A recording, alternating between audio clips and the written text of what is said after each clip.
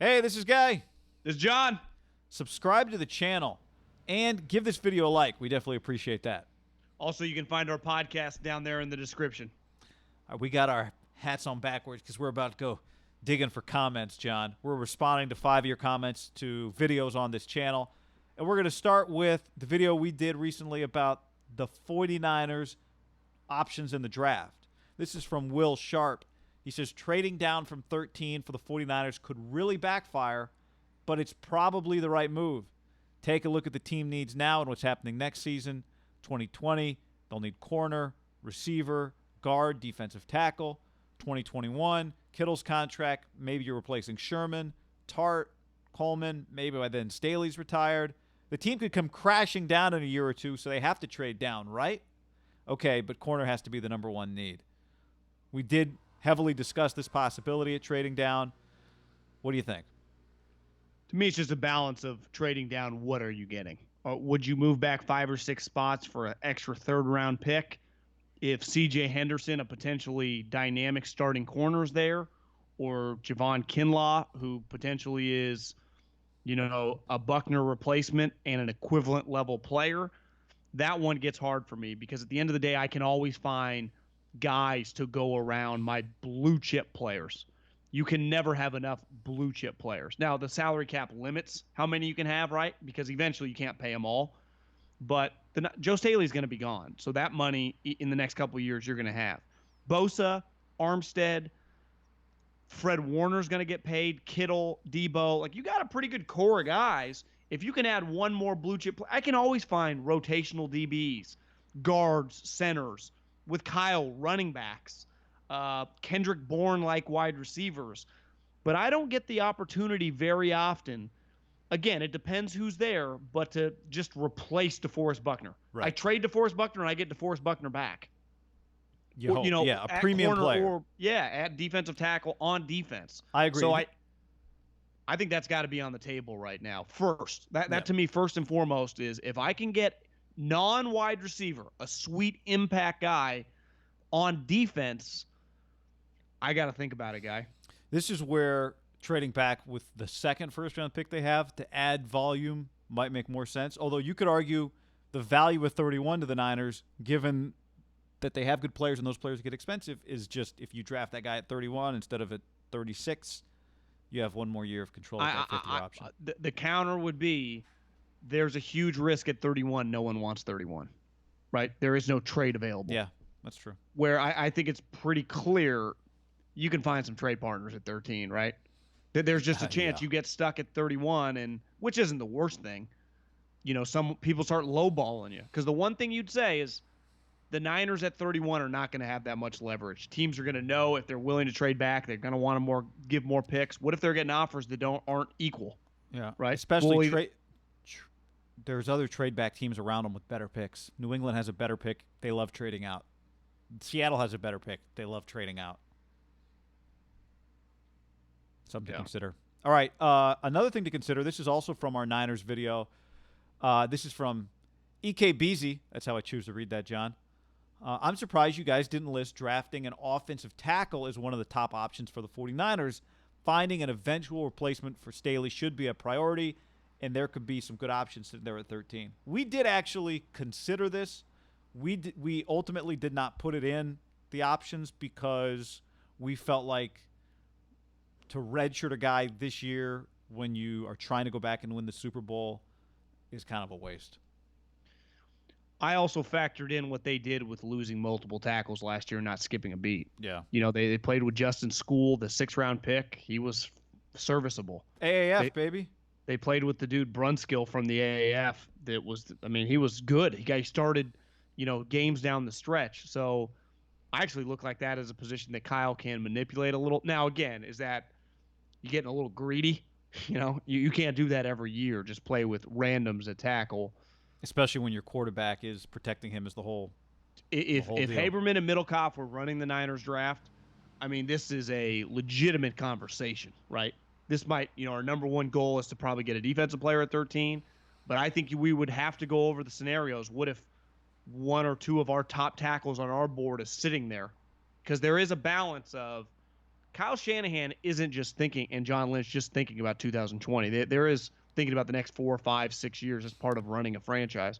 It Well, wouldn't. I guess I wouldn't be floored if they did it. Yeah. No, it would make sense. Yeah. It would make sense. And, maybe you find a way to use that guy at another position or use one of your other tackles at another, could you put McGlinchey at, no, you don't really want to. Well, Brunskill can play guard, so you just got versatile players, which is key. All right. Thanks for the question. EKBZ, I think. All right, on our Raiders video, this is from Raiders 7528, which I assume means he loves Howie Long and Latavius Murray. Or Josh Jacobs. Yeah, probably Jacobs. Or what was the cornerback? Phillip Adams. I think he wore 28. Remember that guy? Yeah, he's forgettable. Pick number 12, DB linebacker. Pick 19, quarterback if Love drops or trade back. Wide receiver is a gamble in round 1.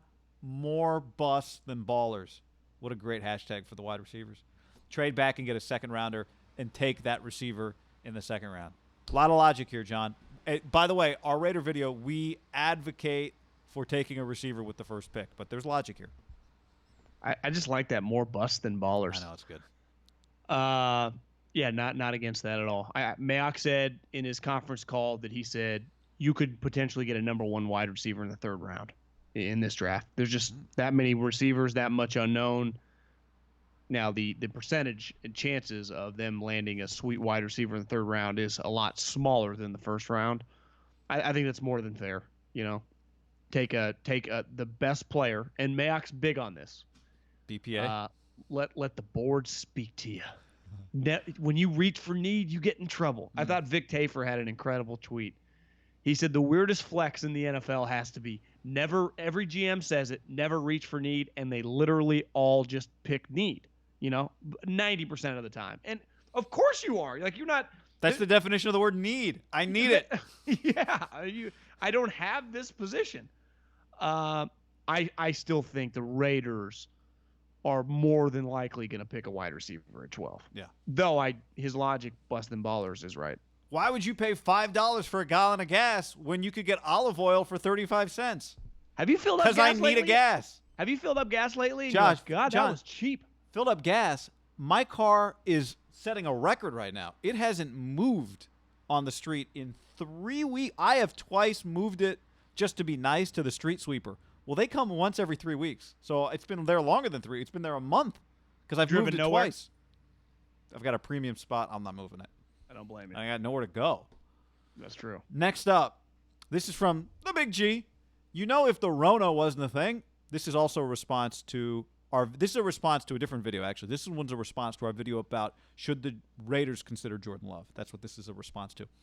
If the Rona wasn't a thing, I would be more confident in letting Mariota start because he'd actually have a full offseason to learn Gruden's offense so they could then trade Carr and draft Love. Half of Bakersfield would burn. But at the same time, I get what you're saying, what John's saying, because the Rona puts the Raiders in a position to draft him. So in other words, I don't think you can take Jordan Love and roll with Mariota, in part because now you're kind of giving this year away because Mariota's not going to be ready because of the offseason. Fair point. That is a fair point. Yeah. So you're punting on the season. You're punting on the year, and it's not Gruden year 1 here, right? Mayock, but it is year 3 of 10, so you're only 32% in. But it's year 1 in Vegas. Mayock mentioned that he was his number 1 quarterback coming out that year. He had him above Jameis. And his ultimate point was part of Mariota coming to us when he had other options, we did pay him high money, but other people were willing to pay him. He knows for a fact.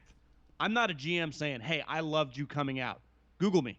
Google my rankings. It's true. You met with John Gruden in his quarterback camp. You know how much he loved you. So our records were public how much we like this guy. Well, I think they kind of believe in him. Why wouldn't they? They loved him coming out. And the way coaches and GMs sometimes think, yeah, those coaches didn't like him or they didn't use him right or he lost his confidence, he got hurt. We can change it. If they got Jordan Love, Derek's just not on the team, and they would just do it. And part of the NFL, you could argue Tampa, we're all picking Brady and Arians to make the playoffs. Brady, they're not going to have any. The Rona's the Rona. I mean, it's impacting a lot of Dak Prescott going to play for Mike McCarthy. New off. I mean, it's going to impact a lot of teams, even teams that aren't getting quote unquote new quarterbacks, that have new coaches, that have new coordinators. Wouldn't that be the argument that keeping you have an advantage because you have your offensive play caller and your quarterback? But then you're balancing, like, if this was the year of the Rona 2 years ago and they were in the Mahomes situation, would they have passed on Mahomes because they wanted? I don't think you can think like that. Finally, this from Trayvon. Great content, but I think you guys are a little off on Herbert. He does have all the physical skills you need. Immediately be a top 3 arm. Everything else in his game is much, but everything else in his game, the but's key there, such as intangibles, decision makings, I just don't see. He reminds me a lot of Mitchell Trubisky. Also, most people are high on him, say he should sit a year, which is definitely a red flag considering he started 4 years, and I can't think of any 4-year starter drafted in the first round who was asked to sit. Carson Palmer was a 4-year starter. He was actually at SC for 5 years. He got hurt his second year, then played as a redshirt sophomore, redshirt junior, redshirt senior. Sat a year, but that doesn't make this point any less of a good point. I actually agree with that premise, even though we could think of a guy being a 4-year starter that people say, oh, you should sit. Not that everyone's saying that. Ideally, a 4-year starter can come in and has a better chance to play right away. But what do you think of this? What do you think of the Mitchell Trubisky comp, too? Really quick, think of what Carson could have been if he would have came out early, not been hurt, and not gone to the Bengals. I mean, he could have been like an all-time great, right? He was pretty damn good in the way his career shook out. I don't like the Mitch Trubisky comp at all. Mitch was a 1-year starter at North Carolina. I mean, an average football school at best. He couldn't beat out. I think his name was Marquise Williams the year before. He did not. Now, Herbert didn't have many offers, right? But he was out of Eugene. It's not like he was some highly touted. Well, Nevada offered him, and Nick Rolovich offered him at Nevada. And the next day, as Rolovich is on the plane back to Reno, Oregon offers and Herbert commits to his hometown team. And it was just kind of over. Yeah. I don't like the comp with Mitch just because the 1-year starting. This guy's been a 4-year starter at his a tape powerhouse is better, right? program. Tape's much better. His physical, he's way bigger. I think he's smarter. I mean, the knock on Mitch is I don't know if he's like he's a good guy. I think he's intelligent, but he's not like, I mean, Herbert's like brilliant, right? I haven't seen a Wonderlic score. I'd guess like 35 plus. Yeah, but 4+ GPA with like some complicated science major. To me, if you want to go quote unquote a more negative comp, it's Josh Allen, not Mitch Trubisky. And I think we'd both agree. Is there a general manager in the NFL? If you said Josh Allen or Mitch Trubisky, they wouldn't even think less than half a second before they said Josh Allen. Right. Leave us a comment in this video or go comment in our next videos, and maybe it'll be in our next comments video. We appreciate that. And again, give the video a like. That's always appreciated as well. Appreciate you.